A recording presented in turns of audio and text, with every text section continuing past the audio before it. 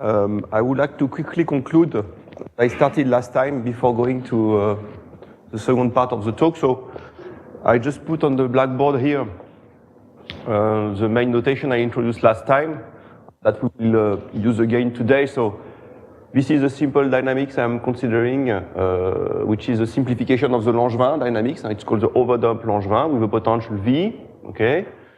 And this dynamic under reasonable assumption on V is ergodic respect to this measure mu, okay? Where Z is a normalization factor, okay? And we've seen that one difficulty when you want to use averages in time to compute averages respect to mu is that this dynamics is metastable. So you have to leave metastable, the time it takes to leave some part of the regions of the phase space, which are metastable states, is very large. And so we want to use Bayesian techniques to get out of these states. So what we do is that we introduce free energy, which is this function A, which is defined by this formula. Okay, so it's nothing but the marginal of mu in psi, which is a function that you define and that you choose. Okay, it's an order parameter, reaction coordinate, this psi. Okay, and I took a simple situation for where just if we value in the torus. Okay, say an angle or some this kind of quantity of degrees of freedom. And then we had this formula which gives the derivative of A, okay, with respect to Z. And it's a conditional expectation of some function f of x given psi of x is equal to z when x is distributed according to mu. And this is the function f, which is completely analytic in terms of v and psi. So this is the basic definitions. And the principle of adaptive Bayesian techniques is that you change the potential V to a V minus AT, okay, composed with psi, where AT is an approximation at time t of free energy, okay, you remember? And so in ABF techniques, it's not AT that you learn, it's AT prime, okay? So you start from this formula for A prime, and you go to this one for AT prime, okay, which gives you the way to update, okay? And I was talking about these dynamics last time, and I finished there. And I told you, so there are two questions here mathematically. There is a question which is, so the question is, does AT prime converge to A prime? This is what is expected. And also, what is the rate of convergence? Okay. How fast it goes? Okay. And what we saw last time is that it goes using entropy techniques. You can show that it goes exponentially fast to the limit, okay, with a rate which is related to the log sub logarithmic sub F inequality constant of the conditional measure mu given psi, okay. So the idea is that if you were in this 2D simple case I've presented before, the original potential. So this is the level set of the potential V, okay, in 2D. The original potential is bad in some sense, because it takes a lot of time to go from here to there, and this can be seen on the log sub inequality constant of the measure mu. Okay, but whereas if you fix psi, okay, so if you work at a fixed value of psi, the measure mu given psi is much easier to sample if you want. Okay, and this is the logarithmic sub F inequality constant of these conditional measures which appear in the convergence there, okay? And I finished last time by showing to you one ingredient of the proof, which is you look at this dynamics and you look at psi of xt, you look at how psi of xt evolves, okay? So the reaction coordinate, and you can show that the density at time t of psi of xt follows a simple heat equation, okay? So in some sense, you have completely flattened the potential in the psi direction. Okay, that's so. So is it okay? This? Okay. So just a few words about the proof. Again, so the one ingredient is this: the fact that the marginal in psi just follows the heat equation. That's one ingredient, okay, which is important to understand. And so what is going on is that you have only to understand how now the conditional measures evolve, okay?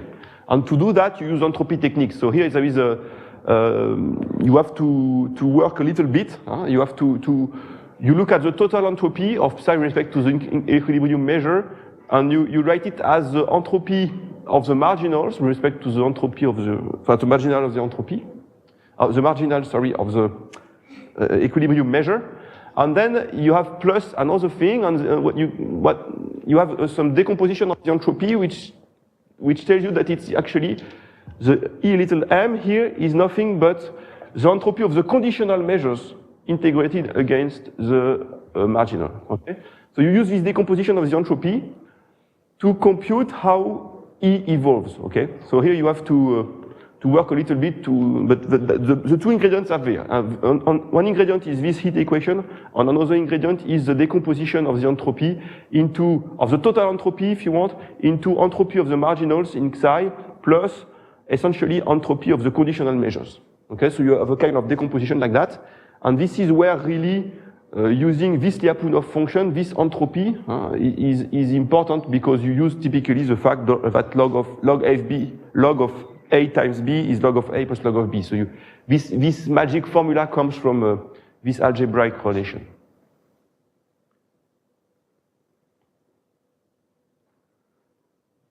Okay, so when it comes on the computer, you have to really discretize this. Okay, just a word on how you do this in practice. Okay, you want to discretize this system on your computer. How can you do it? Okay. So one idea is the following. You say, I take many copies of the first dynamics, okay, driven by independent Brownian motions. And when I have to compute the conditional expectation, I make empirical averages, okay, over the replicas I have, okay. This is what is written on the first line here, okay. I have this conditional expectation to approximate. I have n copies, okay, which are driven by independent Brownian motions. And you will when you want to compute the conditional expectation at a given value of psi, you introduce a regularization of identity. This is the delta alpha, and you make the average of f, little f here, over those replicas which are at the value of z, at the value z of psi, approximately, with the delta. Okay, that's one way to do it. And in practice, what people also use is they use also trajectorial averages. So you do exactly the same, but instead of looking at independent replicas, you look at the path over the past. Okay? So it's just the same formula, but the sum is an integral in time, and you have only one replica. Okay? So when it comes to analyze what is going on with this discretization, it's a little bit different here, because it's not interacting a replica system anymore. Okay? You are interacting with the process in the past. Okay?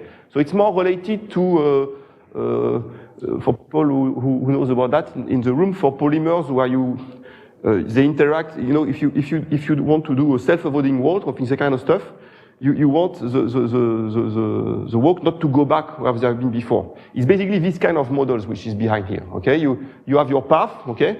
And by this biasing, the regions you have already visited in psi, okay, are less likely in the future. Okay? So these kinds of models are actually also used in the polymer models. And so in order to analyze the long-time convergence in this setting, it's more related to stochastic approximation algorithm techniques than to PDE techniques and entropy techniques as I presented to analyze this system. Okay? But it can also be done on it's work actually, it's more work in progress. Okay, so among the questions which are really open, so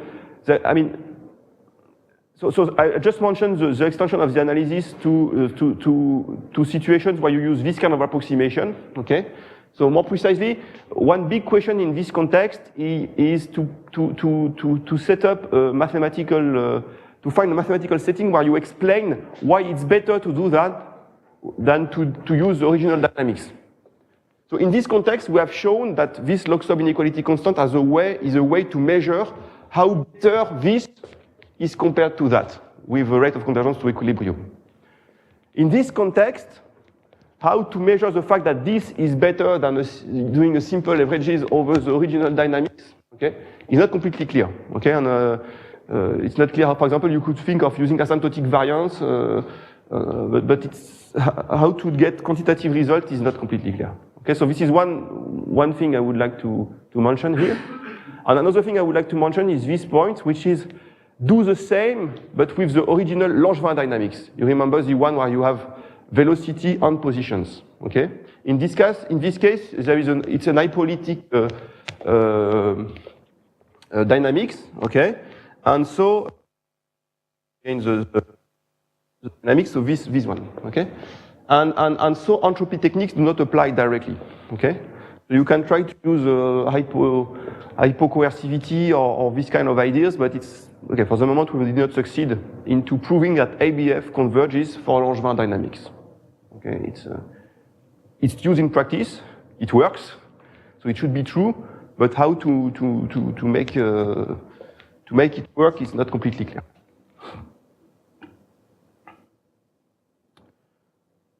I already told you that there are many other techniques to compute free energies. This slide is just to recall that. Okay, I presented just one family of techniques which are adaptive techniques, but there are other techniques. Just to be.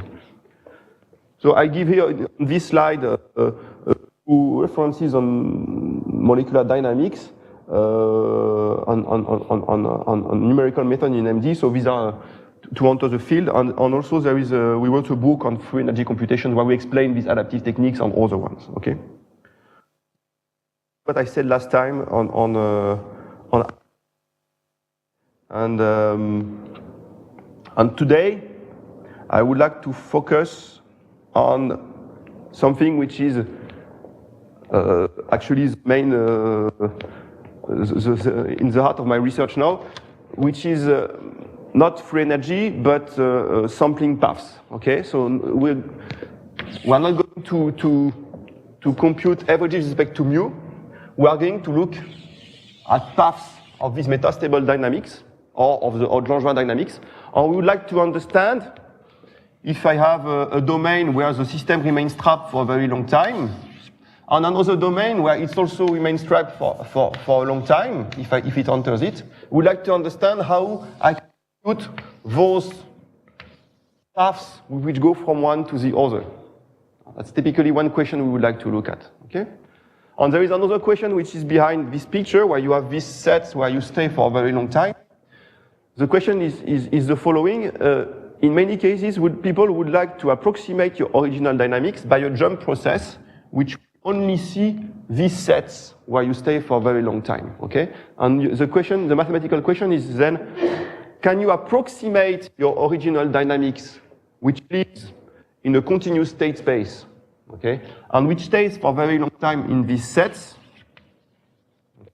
by a jump Markov process, okay? So it will be now again a Markov process, continuous time Markov process, but discrete state space, where you only see state 1, state 2, state 3, okay? Can you make a clear relation between the two worlds?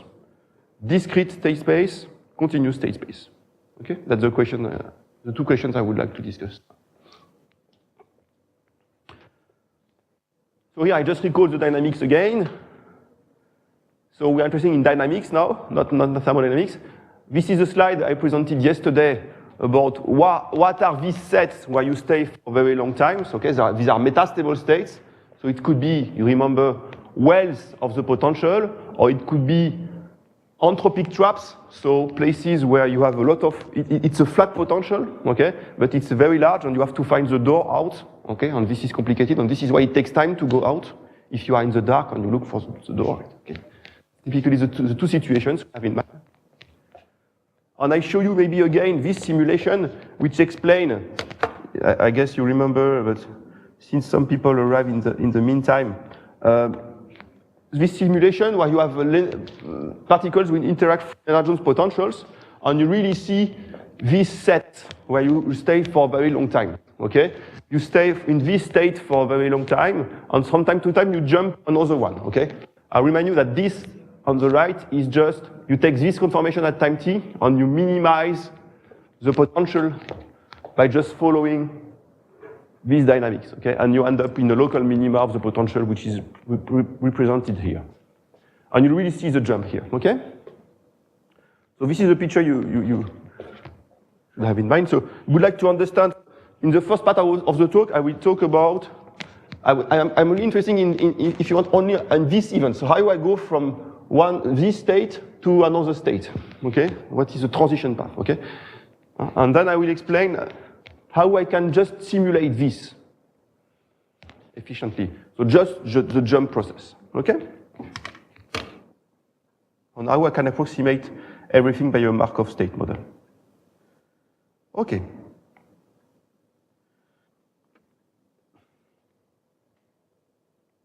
So let me go first to the first part. So in this part, I have only two states. Okay, so I have a state A, a state B. Okay, and what people are interested in these situations, they would like to understand how you go from A to B. Okay, so here there are numerical methods which are based actually on large deviation techniques. Okay, you have, you know that in the small temperature regime, you have a rate functional which will describe how you go from A to B. You have to minimize this rate functional and you do it numerically. Okay, so you will have probably talks about that during this program. And here I would like to present other techniques, okay, numerical methods. So in some sense, the method I present here is a way to minimize the rate functional if you apply them in the small temperature regime, okay? But the interest is that you can also apply them when the temperature is not that small, okay? So in situations where you may have maybe paths which are not the minimum of the rate functional, but which are still of interest in the temperature regime you are interested in, okay? So it's really a numerical method. And what is the difficulty? So the difficulty numerically is, well, I can just do the following. I start in A, okay? I follow this dynamic, okay? And I wait, okay, until it goes to B.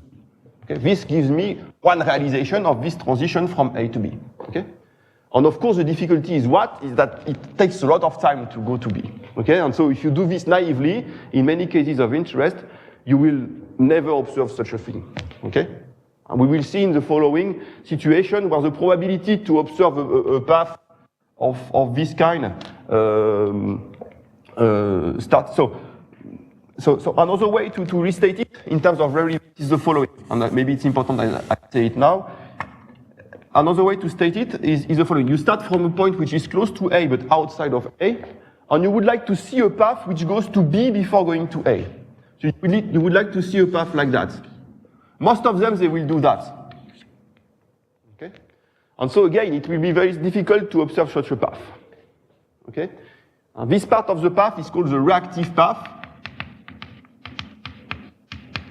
And so to connect it to the transition path I presented before, it's just when you start in A, it's the end of the transition path. It's when you leave A and go to B without going back to A. Okay? And this is a very rare event to observe such a path. Okay? The probability to observe a path which goes to B before going to A, starting from a point close to A, is very small typically. Okay, so in examples I will present later on, it can be 10 to the minus 17. Okay, so you would have to use 10 to the 17 trials to see one guy. Okay, so it's not possible, right?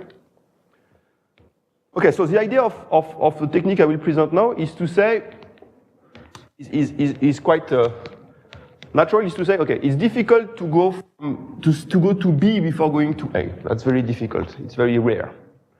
But it's easier maybe to go to this intermediate milestone. Okay? So I will introduce some intermediate states, okay? And I will simulate first path which goes to the first milestone before going to A. Using these paths, I will compute paths will go to the next one before going to A, etc., etc., okay? So it's a kind of divide and conquer strategy, okay? Instead of computing directly the probability to go to B before going to A, I will write it as a product of less small probabilities, which is how to reach the next milestone, and starting from this one, the next one, and starting, okay? So that's the basic idea of the techniques I present here, which are called splitting, because I split the rare event into smaller events, which are included, it's an increasing sequence, okay, which are easier to simulate. Okay, so let me give a few notations. So you have this A and this B, which are the two sets you are interested in, okay? And then you have to decide how you define these intermediate milestones, okay? And to do that, you introduce again this function psi I've presented before. So it's the same as before. It's some kind of order parameter, okay? And we will see the role it plays in this context, okay? So it will not be to compute the free energy here. It will be to define these intermediate milestones. But again, you have the psi. So these are level sets of psi, okay? So this is all the x such that psi of x is equal to z for different values of z. Okay. On what? Sorry? I think in these cases is to consider the Doob transform. I mean, is this somehow related? So if you do the Doob, to do the Doob transform, so you're right. So these paths, okay, they are actually diffusion, okay, and you can show that they are diffusions which have a density with respect to the original diffusion, and you can compute the Radon-Nikodym derivative and show that actually they follow the same dynamic as before plus an additional drift, okay, which is this is the Doob transform. The problem is that so this additional drift, if you look what it is, it's related to a first eigenvector of an operator associated to the infinitesimal generator of this guy, okay. And so in large dimension, to compute this drift, this great drift, which will be exactly what you need to use in order to sample these paths, not possible. So it's very interesting theoretically, this Doob transform, to write these reactive paths, and it has been used, for example, in a paper by Jianfeng Liu and James Nolan to analyze the reactive paths and make rigorous all the transition path theory of Weinan E and Eric van den Eyden, and so they prove everything using this Doob transform. But numerically, it's not easy to use this idea. At least I don't know how to do it. It's not explicit. Exactly. It's explicit with something you cannot compute. You see what it is?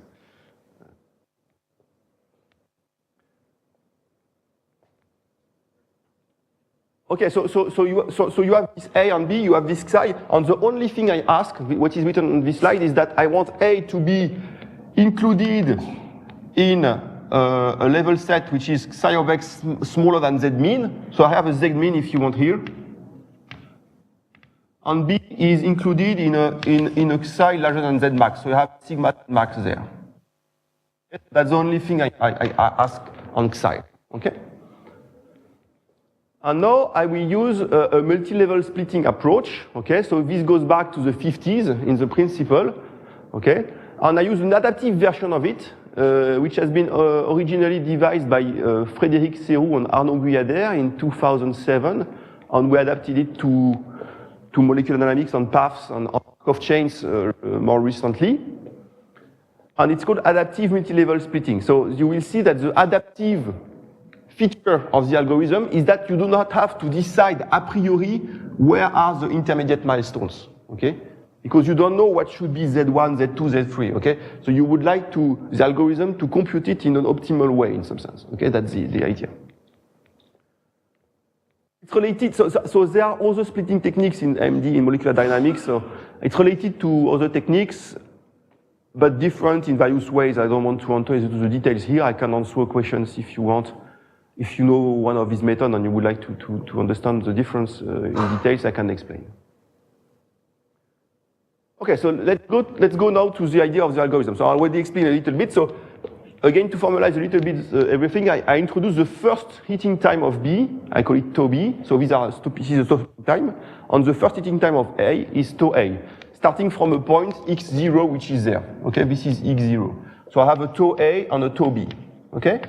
And what I am interested in is this event where tau B is smaller than tau A. So this is the event I would like to sample, and this is the event which has a very small probability. The probability of this is very small. Okay? And this is what I explained on the blackboard written more mathematically. The fact that tau B is smaller than tau A, okay, is included in the event tau Z max smaller than tau A. So you understood that tau Z is the first heating time of sigma Z. So infimum, it's the infimum over time such that psi of xt is equal to z. Okay, so it's the first time you reach sigma z. Okay, and so tau b smaller than tau a is included in this one, is included in this, is included in the first event I will consider, which is tau z1 smaller than tau a. So this is maybe I put a sigma z1 here. This is maybe z1, so it's I will consider first the event I reach z1 before a, okay, which is easier to simulate, of course. It's only for scalar valued side. That's yeah, definitely, because I need some ordering here. So the idea is that I write this, and I will simulate the conditional events tau zq smaller than tau a, knowing that tau zq minus 1 smaller than tau a. Okay, so I have a cascade of conditional events which will be easier to simulate than directly the last one. Okay, and then the probability I would like to compute is just written as the product of these probabilities. Okay, so I first compute the probability to reach tau z1 before tau a by naive Monte Carlo, I would say. And starting from this, I can compute the probability to reach z2 before a, knowing that I reach z1 before a, using the paths I compute in this case. So it's a iterative procedure, okay, that I use here, okay? And so the question is here how to choose z1, z2, z3, etc. Okay? And what you can show, I mean, if you compute the variance of the estimator associated to this formula, you can show that the best you can do is to choose the milestone in such a way that the probability to reach the next milestone, knowing that you reach the one you are considering at a given iteration, is the same, whatever the iteration. Okay, so this is what is written here. These conditional expectations are independent of a probability which is independent of Q. Okay, these conditional probabilities. So, knowing that, the question is how you do that in practice now. Okay, how you choose the ZQs such that the probability to reach the next one is the same, whatever. Okay. And a natural idea is the following. Okay, so say you have some.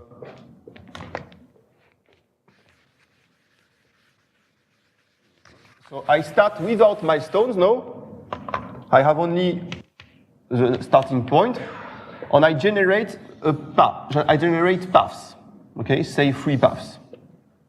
Okay, and I ask the question: where should I put the first milestone, such that the probability to reach this first milestone will be I fix it to be 1/3. So I would like to kill 1 replica. Okay, and so the idea is that I should kill this one because it's the one which go the least far in the psi direction. Okay, so I put a milestone here. This will be my Z1.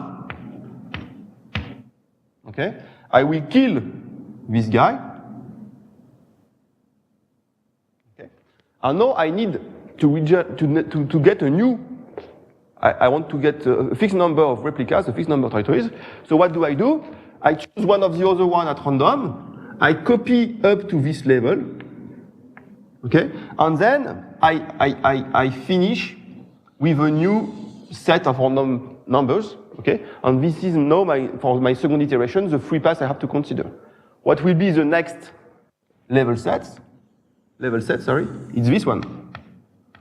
And here again, I kill this guy and I go on like that. You see the way it works? Okay, so in other words, I use empirical quantiles on my set of replicas in order to approximate the probability to reach the next milestone. And so now, what is fixed is the estimation of the conditional probability, but what is random is the position of the level sets. Okay? Yes? Sorry? With this code, you can also get stuck at the same point. You don't need to go forward. Yes, so it's true. So when I copy up to this point and I restart, you could imagine that it goes back directly, okay? So this does not happen with diffusions. Because with diffusions, I had a Brownian motion here. So if you start a Brownian motion at 0, the probability that it's always negative, that it's always below 0, that it's below 0 after time 0 is 0. Okay, so it always goes a little bit up. Okay, so this is to answer your question theoretically. No, numerically on the computer, you use time discretization of this, so you have Markov chains or not stochastic processes. And so what you are referring to may happen, and so you have to correct what I'm presenting. I will show you in a few. It's something we actually focused on a lot, because in practice, you really see this situation where it actually goes back directly. Okay? The range between sigma Z1 and sigma Z2, that could be arbitrarily small. Exactly. So depending on the hardness of the region where you are, you really see the situation where the ZQs evolve very slowly. It's difficult, and regions where it goes very fast. So it really depends on where you are in the algorithm. Arbitrary number of levels to reach B. So it depends on the number of replicas you have. Okay, so the more replicas you have, the more iterations you do in the algorithms. Okay, so here I've presented the situation where I have only 3 replicas. So in practice, we use the algorithm with more 1,000. Okay, and so the number of iterations depend on this number. Actually, it's proportional to this number. Okay. I'm just trying to convince myself that you reach B. You can show you reach B. You can show that you reach B. You can show that the algorithm stops at some point. This is yes. Yeah. What's the order? The number of iterations, you mean? Yeah. So, in some simple situation that I will explain after, you can show that the number of iterations is minus the number of replica, the log of the probability. Okay? So you have a probability which is there, which is very small. Okay? You have a number of replica. Okay? And the number of iterations is this guy. Okay? So it shows also the interest of the algorithm, because you only see the log of the probability, not the, you see, so even it's very small, it's only the log which comes into the picture. Okay? So to be honest, this formula we can only prove for some specific size, okay, which is a commuter function of, I will explain that after, but it's, okay. So for general size, we observe it's the same, but okay. Okay, so what I decide here in this algorithm, so actually it's more little n in my slides. I have little n number of replicas, and I decide how many replicas I kill at each iteration, and it's k, okay? And so the approximation of the probability to reach the last milestone given that you reach the previous one is 1 minus k over n. Okay? And so an estimator of the probability, okay, is 1 minus k over n to the number of iterations it takes to go. So say you have the last level that you are interested in. Okay? So the probability to reach this before a is approximated by 1 minus k over n to the number of iterations that you have to do. Okay, it's a product. And if you now want this guy to be larger than tau a, you have to multiply by some kind of correction, which is the number of replicas which indeed reach B before A among those which reached sigma z max. Okay, so it's just this. Huh? Okay, so this is the idea. Okay, so just a picture to show the algorithm again, if it was not clear. I start from, so here I don't start from a Dirac, I start from a probability distribution which is with support outside of A. So these are 3 points distributed according to this distribution. I generate the path. I determine which one does not, it goes the least far in the psi direction. So what I'm doing here, I'm looking at the supremum of psi of xt over all paths, and I take the minimum among the paths. So it's a minimum of the supremum in time. Okay? So it's the red one. This determines the next milestone. I kill it, I duplicate, and I go on. Okay? That's the idea of the algorithm. So, as you mentioned, so in some case, in practice, what we have is actually Markov chains. Okay? We have to discretize in time the dynamics or the Langevin dynamics. Okay? And so, it's not a continuous time picture that you have, okay? It's more, you have points, okay? And it may happen, okay? The following may happen. you are at a given time, at a given iteration, you have these three guys. You say, this is the level I am considering, okay? You duplicate, okay? And when you do a new one, it may happen that actually the new one goes to A without going up this level. So for the next iterations, you have two replicas which have the same max of Xi, okay? Sorry. There is something, no. I take it back, sorry. I say it again. So I have these three replicas, I have the maximum, and so you have to, what is missing on my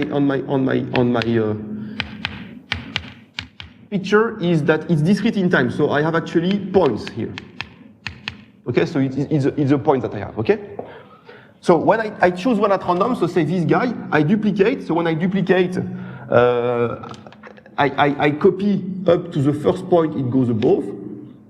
So it's this point, up to this point, and then I continue. And when I continue, it may go back.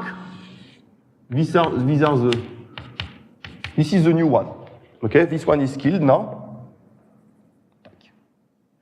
See that this new one has the same max Xi as the one it has been copied from. Okay, so you have two replicas which have the same max Xi. Okay, because this doesn't count here. You have only the discrete points which counts. Okay, and so it means that at the next iteration, I will have to kill.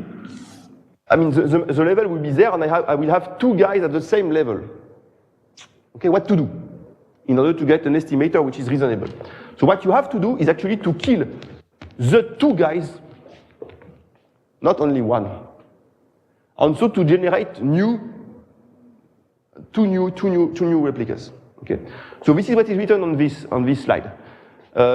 So in practice, the real estimator we use is of this form. It's 1 minus k1 over n, etc., where k1 is the effective number of replicas that you killed at the first iteration, and kq is the effective number of replicas you killed at the qth iteration. Okay?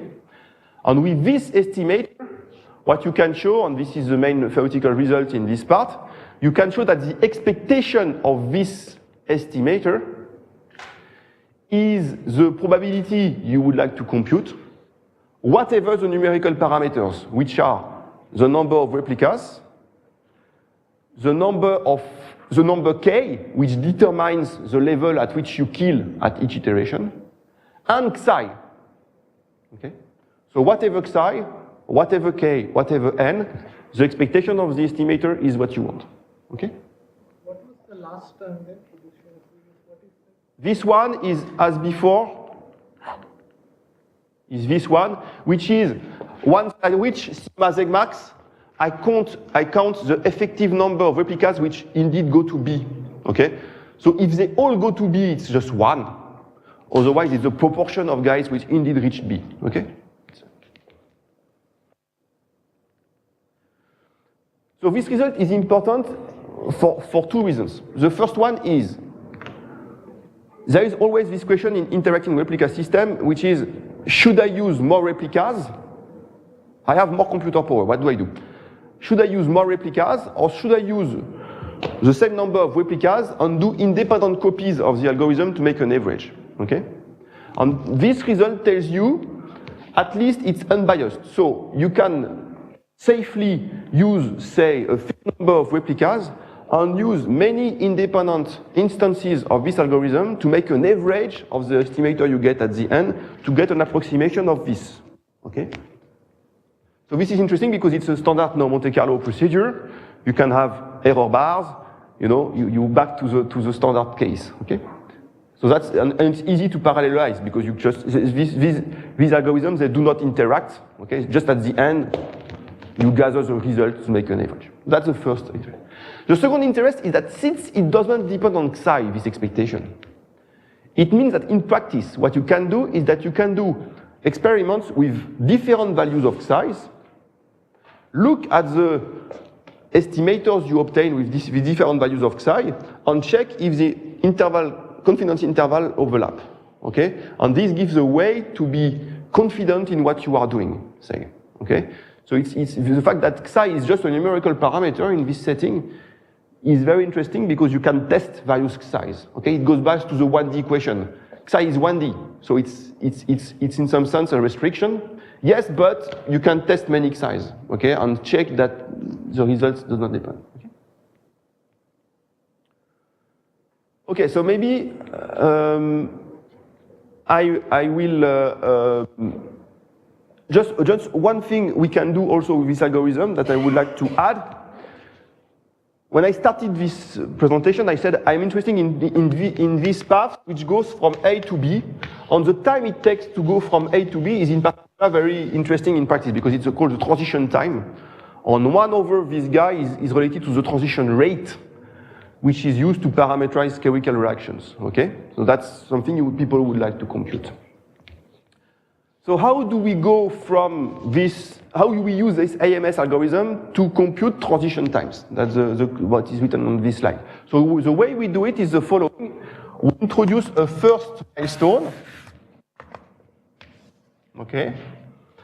And a transition path from A to B will do what? It will do many loops between A and this first milestone before going to B, okay?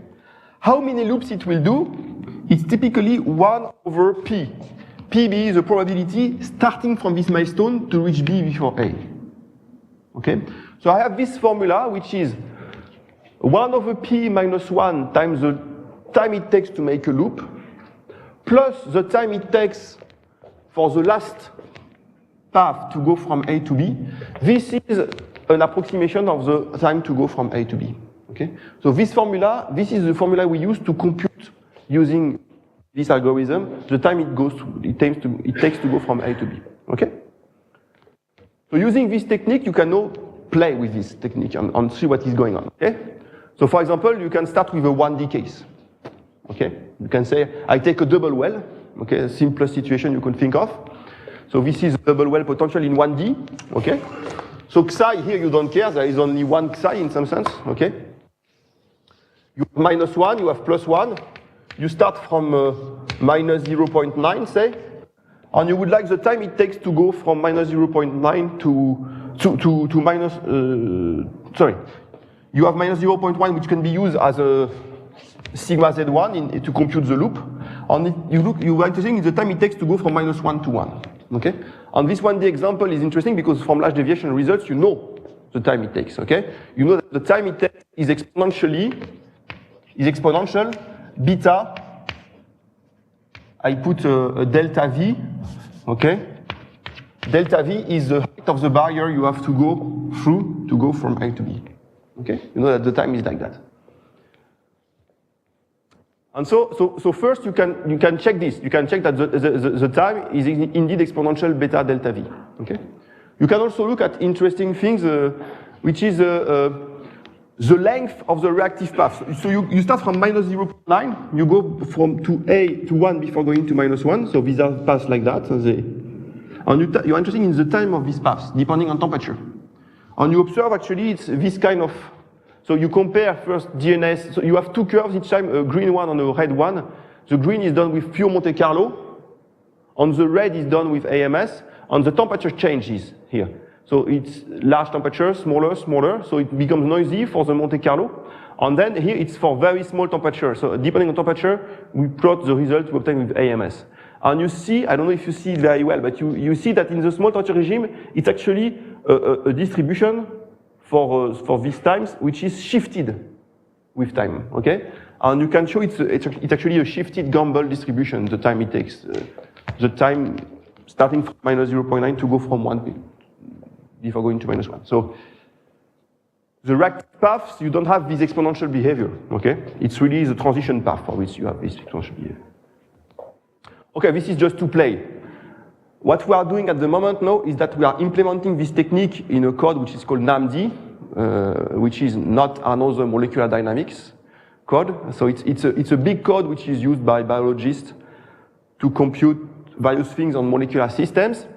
And we test this technique because, as you understood, it's quite a versatile technique. I mean, it's just some patch that you can add on a code which does that. If you have a code which does your dynamics, and this is typically what these codes are doing, you take a molecular system, they give you an empirical force field which is reasonable, and they compute paths. Okay? And then this AMS algorithm is just a patch on that. Okay? You just compute small paths and you concatenate them in a good way. And so we use this in NAMD to look at various systems. And I can show you, for example, maybe this one is simple. This one is more interesting. So it's a cyclodextrin, so it's a cage molecule in which you put small ligands inside, and so they are trapped for some time, and then they leave. Okay. The idea is to do in drug. The idea is to use these cage molecules in order to bring the active molecules, active drug, to the target, and then to liberate it there. Okay, so that's the idea of this kind of cage molecules. Okay, and there are all the idea is really to protect, if you want, the active. And so one of these ligands inside, it will remain trapped for a long time. Okay, and so we can use this algorithm where A is ligand trapped in the molecule, in the cyclodextrin, and B is ligand outside the cyclodextrin. It's clear? And so the psi is just a distance here. Okay? And so with AMS, you can compute really, so I can show you, for example, the typical paths that one example of a path that we obtained. So here, so you have the cyclodextrin here, you have the small ligand here, and you will see it leaving the cyclodextrin here. We do not represent, so there is water molecules everywhere also that we do not represent, otherwise you would see nothing, okay? So you just see, so this kind of path you can compute with the algorithm, and you can compute the time also it takes, okay? And compare it to experiments, which is always a dangerous thing to do, but at the end it's a hope to be able to reproduce what you can observe. I don't know where is... And so we obtain, for two ligands, we obtain sometimes which are reasonable compared to what the experiments. And in particular, what is important is that you have the right order, okay? The one which is the quickest, the one which is the slowest, okay? And we also looked at a more complicated system, which is called benzamidine trypsin, where again, we obtain reasonable results, okay? And so you assume that these molecules and whatever these complicated molecules are actually following a Langevin overdamped. It's not overdamped Langevin for this case, it's Langevin actually. Because as you understood, this algorithm, you can apply it on any Markov dynamics.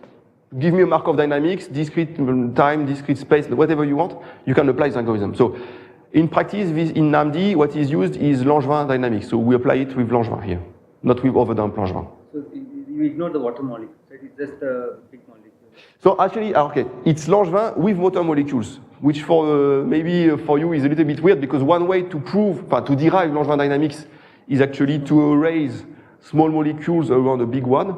But the idea is that you have a bath which is not really represented, which is everywhere, which we thermalize everything. Okay, so they use Langevin dynamics also with solvent actually. Okay. So that the correctness of the dynamics is a question in itself. Okay, I don't want to enter this. I just observe that they use it, and so we try to compute what they want to compute efficiently. That's the game.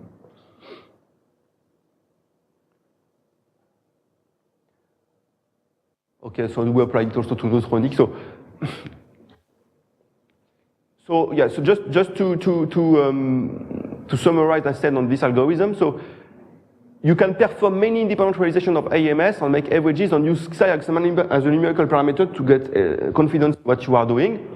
And if you implement it correctly by by really counting the number of replicas that you kill at each iteration, because in 2 years, I mean, we fight it against this problem that what to do in practice with discretizing time because you may have many replicas at the same level. Okay, what to do?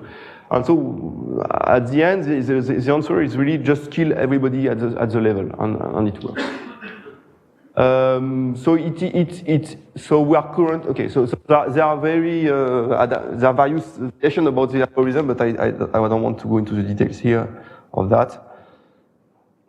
And I would like to finish during this last 30 minutes with the second subject I promised to cover today, which is another picture. In some sense, we are zooming out. Now we have many metastable states, not only one, okay? So we have regions where the system remains trapped, okay? And so our system will do something like that. Okay, do something like that. And we are asking, can we efficiently simulate this path? Okay? And it's complicated because, again, it takes a lot of time to leave these states. Okay? So how can we gain something using the fact that it remains trapped for a very long time in some states? Can we use this property? And the idea, there are many probabilities in the room, the idea is that if you stay for a very long time in a state, you should be able to use the fact that you forgot in some regime the way you entered the state. Okay? So there is no need to simulate the details of the path inside after some time, because basically you don't care. You can directly simulate the exit event because you have reached some kind of stationary state inside it, okay, which is called the quasi-stationary distribution. And so I will discuss that. Okay, so that's the idea behind all what I will explain now.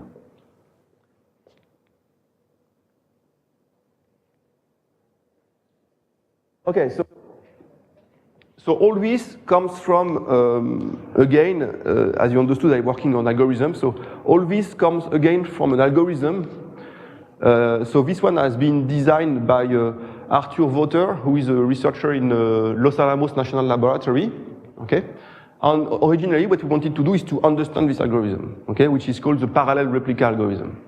And recently, so we identified the quasi-stationary distribution as a central object to understand this algorithm. And recently what we did is that we used this understanding in order to justify the use of a kinetic Monte Carlo model, so a Markov state, a jump Markov model, to approximate the original dynamics, so a more theoretical question. So I will present first an algorithm on its justification, if you want, and then I will present some mathematics that you can do using this understanding to justify the use of a jump Markov model to approximate your original dynamics. That's the outline. Yes? Yeah, so I could use the first dynamics, the first algorithm to analyze the transition from here to there, from here to there, from here to there, and try to use these times to build the Markov state. Okay? The question is, does it make sense? Is it correct to do that? That's typically the kind of question. Okay? It's typically what you would like to do. Okay? You would say, okay, how do I parameterize my jump Markov model? And you could use the first to parameterize by using these kind of ideas, but is it correct? That's okay. Okay, so let me explain now this algorithm, which is called parallel replica. So the algorithm is the following. The idea is the following. So you have these states that you define a priori. Okay, I can come back with questions on how you define them in priori, but let's say it's given to you. Okay, so these states may be, so in the original algorithm of Voter, it's actually a partition that you have. So it's not separated states like that, but actually the algorithm applies to separated states. But let's take the simple situation where it's defined a partition. So to a point, you can associate a number, say, which tells you in which state you are. Okay, here you are in state 1, say, state 2, state 3. Okay? So to formalize a little bit the thing, I introduce a S, which to a position associate a number which is the state in which you are. Okay? So this is in some sense the equivalent of the Xi before, but it's with values in a discrete state space, which is the numbering of all your states. Okay? And again, in practice, you don't have to know them a priori. You can build them on the fly, so I can explain this in more detail. But let's say it's given to you. And what you are interested in these algorithms is not xt, because xt is doing things which are not really relevant inside the states. You are only interested in S of xt. Okay? which is at a given time in which state I am. So this S of xt is called the state-to-state dynamics, because it's just on code the jump between these sets of the partition. Okay? So the question is, how do you simulate this S of xt efficiently? Okay? The naive simulation is what? Take your original dynamics, discretize it in time, and take the S of this. Okay. Now you want to do something which is which is smarter. Okay? And you want to do something which is correct dynamically. Okay? So it's not just that S of xt will have the correct stationary measure. Okay? You don't want just to have the right time spent in each state. Okay? You really want to have the right list statistically of visited states on the right times. Okay? That's what we would like to do.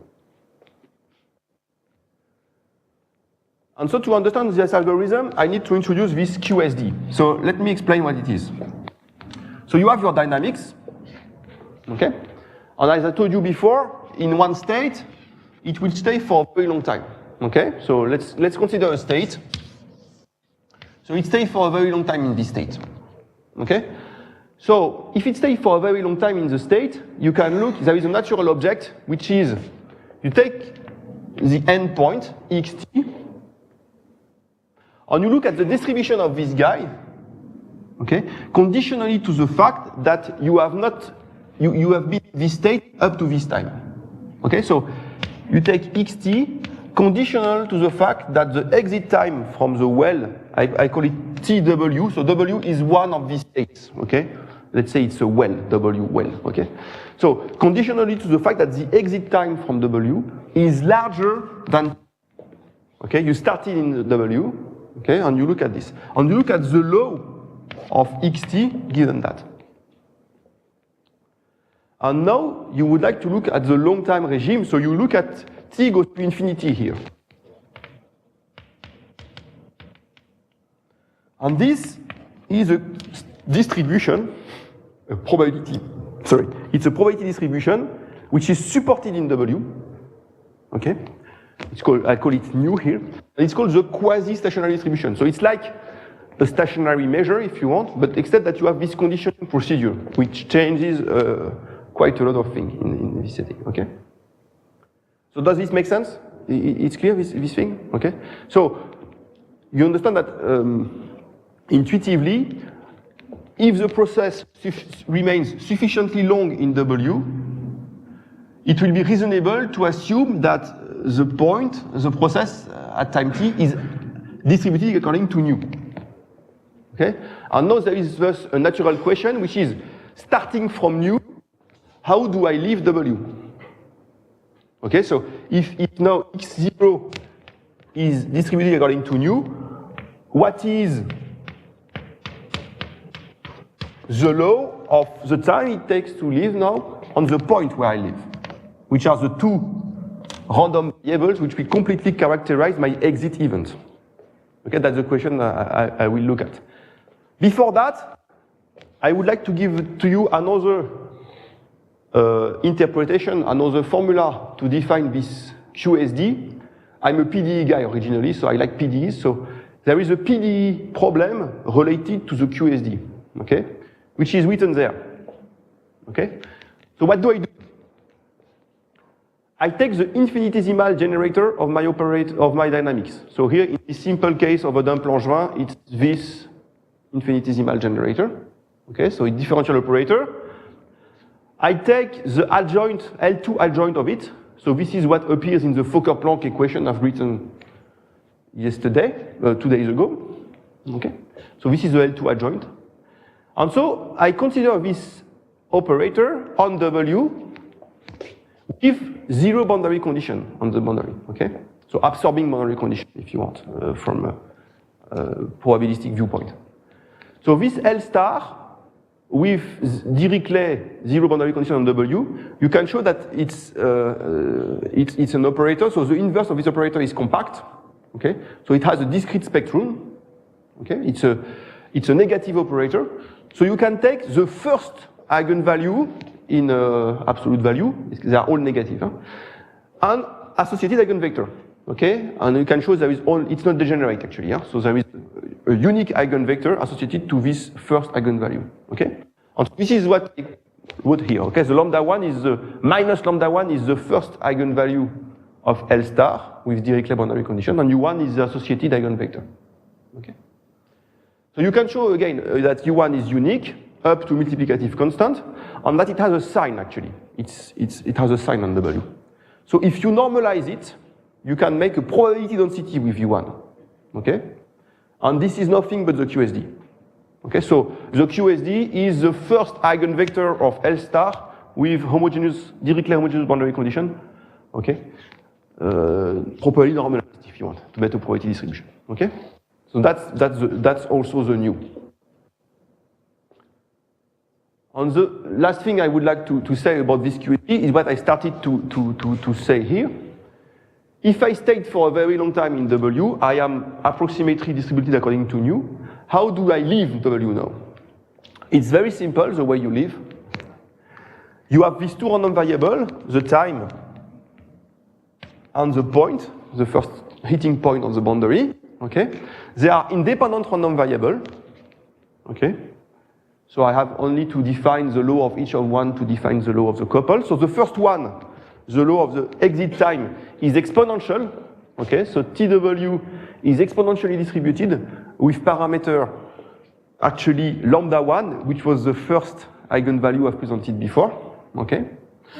And the exit point distribution, you have also an explicit formula in terms of U1, okay? So let me just take a very simple example to make things a little bit more precise in a very simple case. So imagine you consider the Brownian motion on the real line, okay? And imagine that W is just the 0, 1, okay?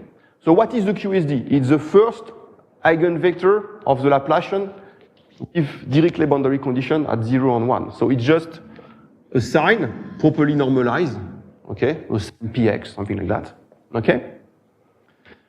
If you start under the sign, this sign px, okay, you can do it numerically, it's easy, and you start from this, you start your Brownian motion, it will go out exponentially in a time which is exponentially distributed, and the exit point distribution will be independent of the time. And what is the exit point distribution? So it's being at 1 or 0, going at 1 or 0, it's related to minus the normal derivative of U1. Okay, so you have U1 which is there. dn U1, the normal derivative, is negative because U1 is positive inside and 0 on the boundary. And you take minus dn U1, it is something which is positive and which is supported on the boundary of W. So here it's only 2 points, but in general it's a submanifold. You take minus this guy, okay? You normalize it, and it's exactly the density of the exit law of the distribution of XTW with respect to the Lebesgue measure on the boundary. So this is what is written here. Okay? So you have a complete, if you want, characterization of how you leave the well, starting from the QSD. In other words, if you stayed sufficiently long in W. Okay. So the approximation, you see that everything relies on the if. If you stayed sufficiently long in W, then you can use this approximation, okay? In particular, this if for a simple Brownian motion doesn't make sense because there is no reason why you will stay for a very long time in 0, 1, okay? And also, okay, I will. So you have question about this QSD? Yes? So the relaxation of the QSD will be controlled by the difference between the light segment and the next. Yeah, I was about to say it just now, but I see that, yeah, there is indeed this question, so how long should be long? Okay, I say if I stay sufficiently long in W, then how long is it, okay? So what you can show is that the convergence here, okay, is exponential. It's exponential minus something times t, okay, in total variation, for example. And the something is what? It's lambda 2 minus lambda 1. So it's the difference between the two first eigenvalues of this problem, okay, of this operator. So you're right. So what is the metastable state? A metastable state is a state such that 1 over lambda 2 minus lambda 1, which is the typical time it takes to reach this stationary, this QSD, is much smaller than 1 over lambda 1, which is the typical time it takes to go out. So at the end, it's a spectral gap assumption between lambda 1 and lambda 2, which is behind the fact that it's written here actually, which is behind the fact that the new makes sense. The QSD is interesting and the state is metastable. The state is metastable is the exit time is much larger than the time it takes to converge here. Okay? Let's make sense. Yeah. Then the distribution is still the equilibrium state in the Yes.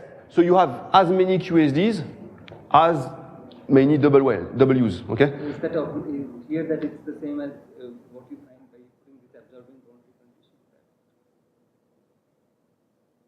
So I'm not sure I understand. If you take a two-well potential, you can say I have two states. I have here a W1, I have here a W2. So if you're saying in W1, you will put zero boundary conditions there and look at the operator on W1, and this will give you QSD1, new one.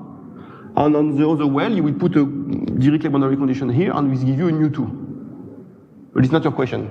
Yeah, so I can find it that way, but shouldn't it just be the equilibrium distribution if I just had No, it wouldn't be. it's not. So the QSD is not exponential minus beta V restricted to W and normalized. This is different from nu. Okay? Okay, this is important. So why is it different? V is not infinity on the boundary in general. So in general, this PDF is not 0 on the boundary of W, whereas nu is 0 on the boundary. So it's clearly different, okay? Now, your intuition is not crazy. If you have a well, an energetic well, so you have the potential which grows on the boundary, it's not far. They are close, these two guys. Okay? So for energetic barriers, it's very close. For entropic barriers, it's really different. Okay? Entropic barriers is a situation where you have a room with a door here. Okay? And say this is my W. I put this is my W. Okay, all this. What is this guy? This guy is a uniform law on W. You take a potential which is 0 inside plus infinity outside. Okay, just reflecting on a walk. Okay? This is what? It's a uniform law on this state.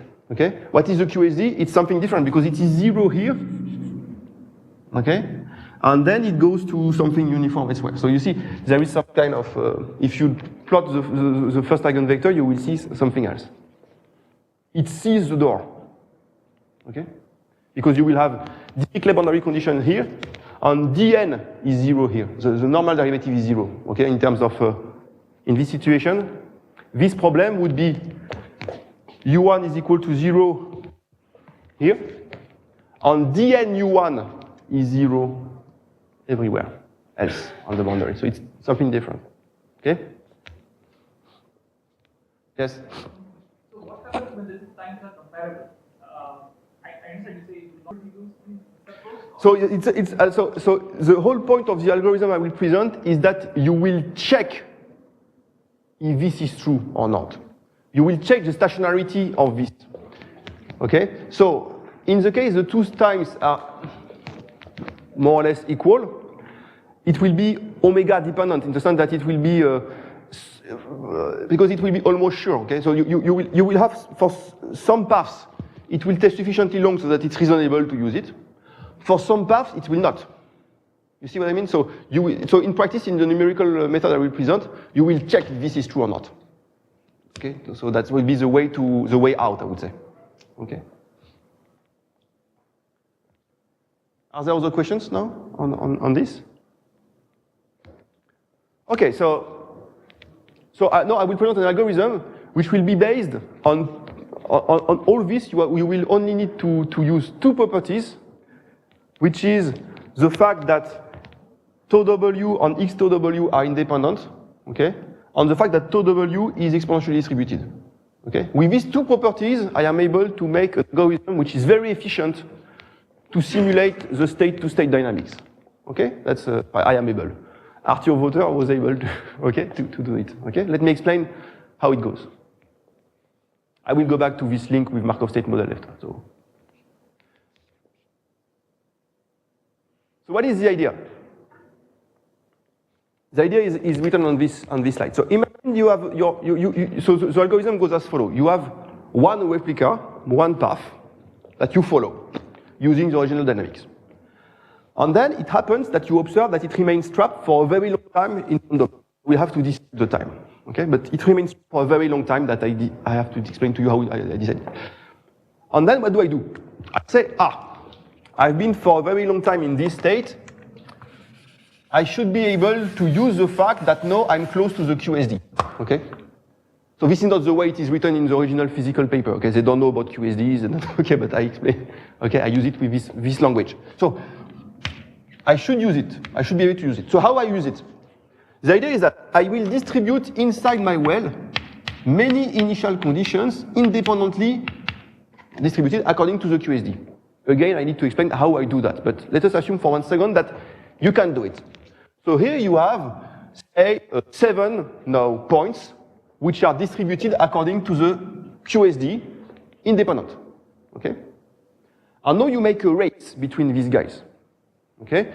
And so you do this on a parallel computers, okay? You have many computers, and so each of these, starting from these initial conditions, each of these initial conditions will evolve according to the original dynamics driven by independent Brownian motions, okay? So they will follow independent paths. And you make a race in the sense that you look at the one which goes first out, okay? So this is the winner of the race, okay? Okay, is the one which went out the first, okay? And you say, this guy is really good, okay? He went out, so I will use it to continue my dynamics, okay? But I need now to decide how long it would have taken for the original process to go out. For this one, it took a time which is probably shorter than what would have been necessary to live for the original dynamics with only one replica. How much shorter is it? That's the question I ask, okay? And it's not complicated to answer this question because if you think about it, to each of these trajectories, you have an exponential time which is attached, which is the time it takes for each of these guys to live, because they all start from the QSD. So there is a tau1 W, a tau2 W, a tau n W. Each of these random variables are exponentially distributed and independent. And what I'm doing here, I'm taking the minimum of them. And you learn, and you are learning to your students that the minimum of exponentially distributed random variables which are independent is still exponential, okay? And you know how to correct to get the correct parameter compared to one of them. So it's just this formula. You multiply by the number of replicas the time it took for the first one to go out. It's just n times the minimum of n independently distributed and identically distributed exponentially random variable is equal in law to one of them. Okay, that's the simple formula that is behind this algorithm, okay? And the other property, which is a little bit more subtle, but for probabilist it's clear, why is this point statistically correct? Why is the exit point for the first one correct? So why does it have the same law as the one you would have obtained for the original process? This is, of course, because of independence. Okay? The time is independent of the point. So you consider the first one which goes out, or any of them, they all go out through the same law, which is, you know, this dnu1, this Malloy dnu1 I presented before. Okay?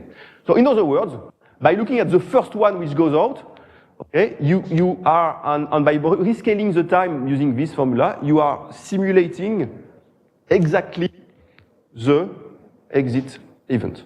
Okay? And you, of course, numerically, you divided the time the whole clock time to simulate exit event by the number of replicas. So if you are in Los Alamos with 100,000 CPUs, you divide by 100,000, okay?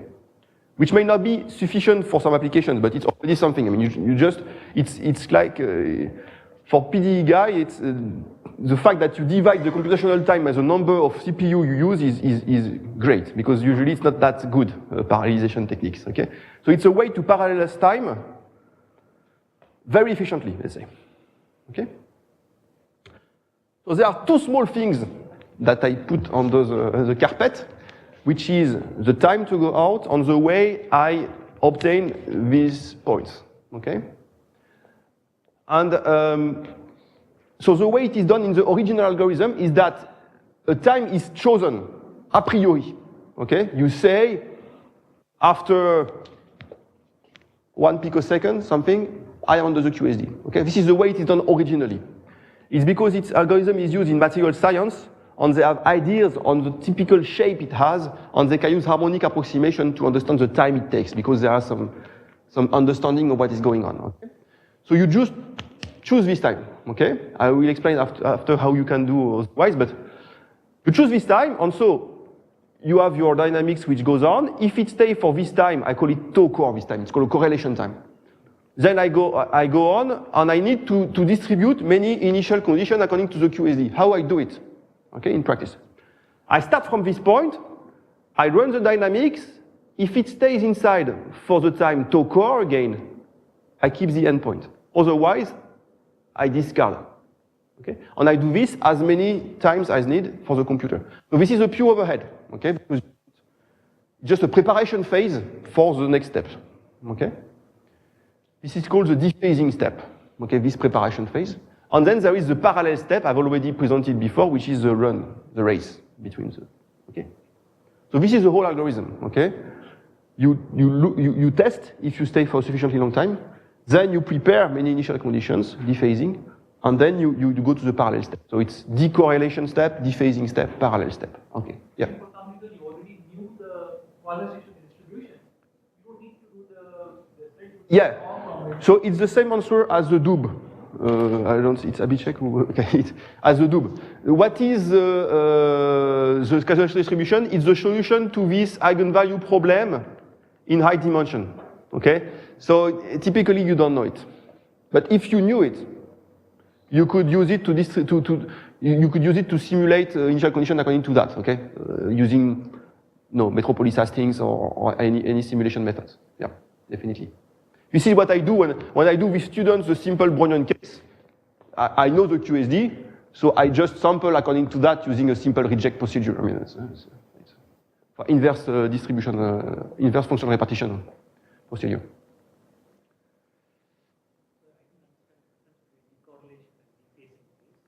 So the decorrelation is that you have only one worker, and you ask, does it stay for a time tau core inside the state? Dephasing is no, I want to get many guys inside, so I stop the simulation clock, I stop everything, and I just simulate trajectories in parallel and keep the endpoints if they stayed inside the well during tau core. So the same parameter appears in the two phases, but they are different in nature, okay? Okay, so 5 minutes. This I already said. What should be tau core theoretically? It should be 1 over lambda 2 minus lambda 1. It's a theoretical question. It's a theoretical answer because you don't have access to these guys. So just theoretically. Numerically, how could you approximate tau core? This is more interesting. Okay, I don't know. I have no idea of this time. How can I do it? Something we tested is the following idea. It's based on an interacting replica system which is called the Fleming-Vio system. You have your well, you enter the well, okay, with your reference dynamics, and then you will ask, does it stay inside sufficiently long or not? And you want to test that. So what you do is that as soon as it enters the well, you start already the dephasing. So you start already all these guys, which will evolve independently, starting from this point. So you see the picture? You have the white one which evolves, You have all the green ones which also evolve at the same time, okay, independently. If one of the green goes out, okay, what do? You kill it, and you duplicate another one taken at random, okay? So you do a branching procedure. You see the procedure? As soon as one is going out, you branch. This is called the Fleming-Vio particle system, okay? And you can show that in the large n limit, n being the number of green guys, 1n, the delta of xi of t, so the empirical distribution over the replicas, okay, is going, when n goes to infinity, to the law of xt conditioned to the fact that tau is larger than t. So you can simulate the empirically the distribution of the process at time t, conditionally to the fact that it remains for sufficient, it didn't go out, sorry, from 0 to t. Okay? So this is very useful, okay? Because now, what you are asking is the stationarity of these guys. But you have guys distributing according to this distribution. So you can test the stationarity on these points, okay? Is the law described by these guys changing or not, okay? So you compare averages at a given time t over replicas with averages over time. You compare the two. If the two are the same, you say, I am at equilibrium. Otherwise, you're not, okay? There are a lot of caveats in what I'm presenting because you may find situations easily where you will say it has converged, whereas it's not the case, okay? But in practice, it seems more reasonable, say, than to assume that you know tau core a priori, okay? At least it's a way to approximate it, okay? So this is what we used in order to approximate tau core in practice in various systems, okay? And so we are now testing it, so I will not go into the details. We applied it in particular to this Lennard-Jones cluster system I presented before to simulate this jump process, okay? And I would like to finish by a theoretical question we have been looking at over the past 3 years, in particular with a student, Boris Nectou, and two colleagues, Giacomo Di Gesù and Dorian Lepetrec. So, no, it's really a theoretical question I am looking at, okay? It's the following question. So you have your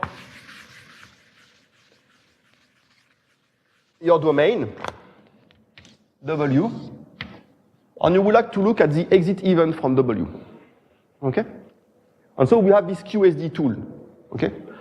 But people also have techniques to understand how you leave W, okay? Using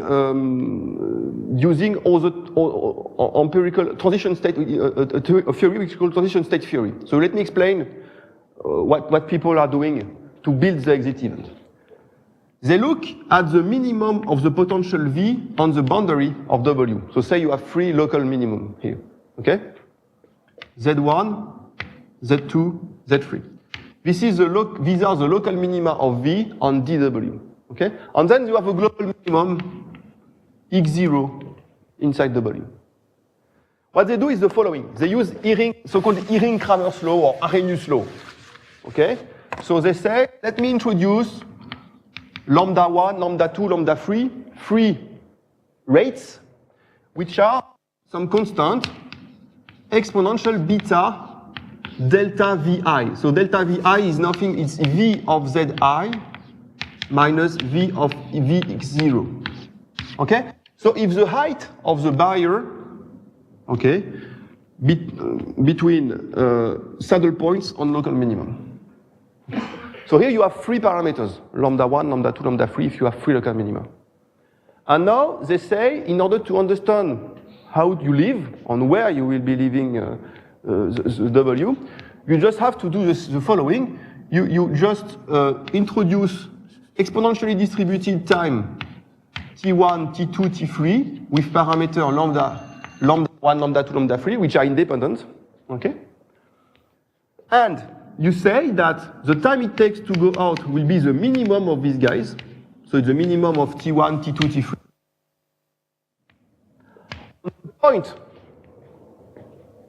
through which you will leave the domain is the arg minimum of this.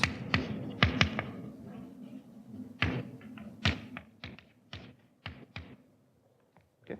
So this is called transition state theory, and these formula are called the Ihring-Kramers law or the Arrhenius law. Okay? So the question we would like to ask is the following: is this correct? Is this a correct description of the exit event from W? Okay? We have a tool to do that because we have the QSD. Okay? So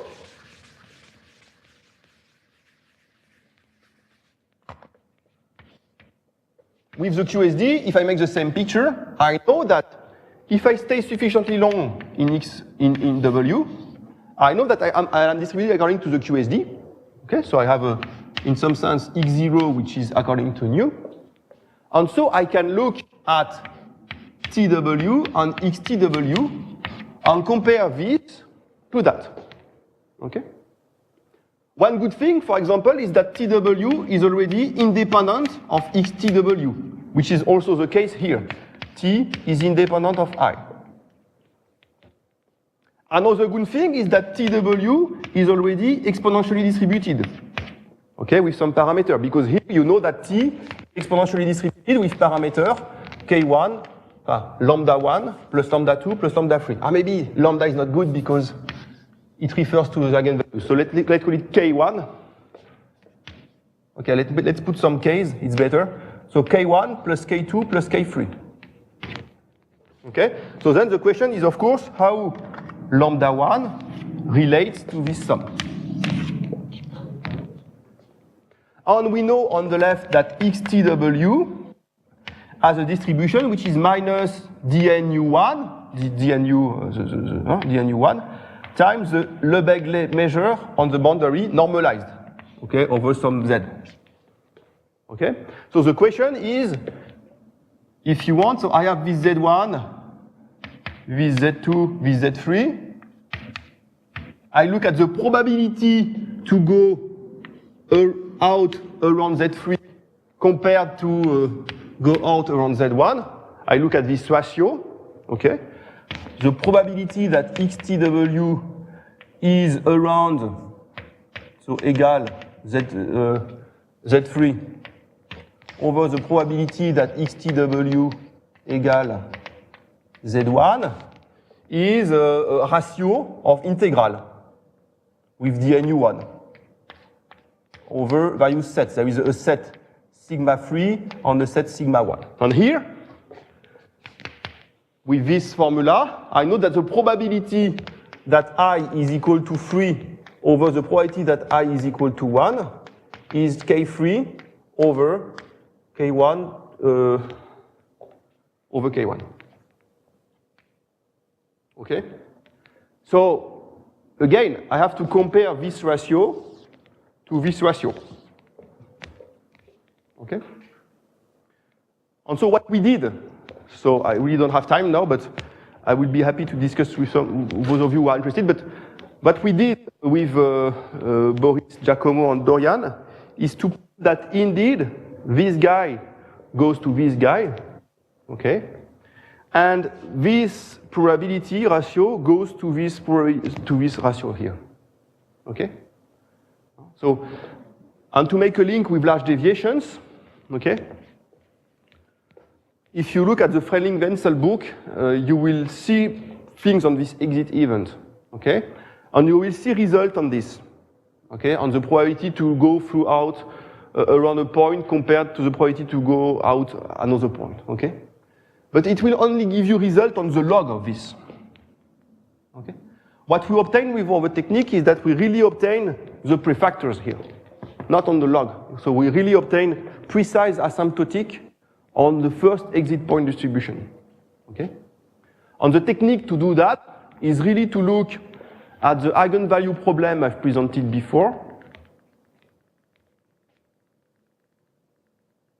So we take this eigenvalue problem, okay? And we look at this eigenvalue problem in the small temperature regime. So we send beta to infinity, okay? And it's this regime that we show that this guy converges to this one, and this guy converges to this one, okay? With the prefactors and not the log of the probability, okay?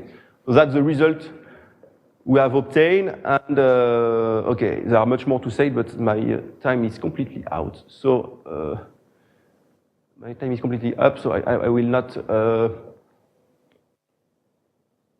I will conclude now. So I hope I convinced you that this QSD is a good intermediate between the continuous state space and a discrete state space Markov model, because you have these two properties which are really important, which is that the time is independent of the point. And this is what you need to build a Markov jump process. Okay, that's the real, I mean, the main ingredient. And what we have shown theoretically is that in the small temperature regime, you can actually recover a parametrization of the Markov state model, which can be done by Arrhenius laws. Okay, that's the other take-home message here. So there are other techniques to recover these laws, okay? But it's the way we are doing it is different from large deviation. I explained already why, because there is no log in what we are doing, if you want. And it's also different from potential theoretic approaches à la Bovier or spectral analysis à la Schutter or Nier or Elfer.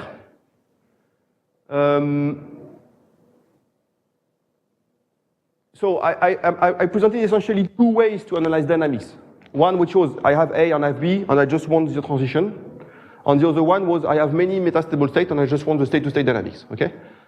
This question is so important in practice that there are many other techniques, okay? So this slide just gives you an overview of what people are trying to do in order to look at this problem, from the very most fine question, which is how to go from A to B, to the most zoomed out problem, which is I have a graph, which are the metastable states.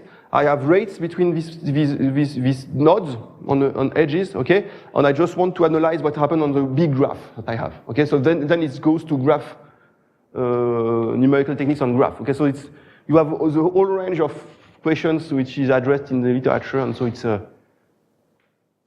and these are a few references. So this is on adaptive multi-level splitting, and this is on accelerated dynamics. And so for this part, one reference, one review paper I can recommend is the one we wrote with Gabriel Stolz last year, which appeared in Acta Numerica, where we explain a little bit how PDEs can be used to understand ME methods, and in particular, this eigenvalue problem appears, and there are many other things in this review paper. So if you're interested, it's a way to enter this. I thank you for your attention.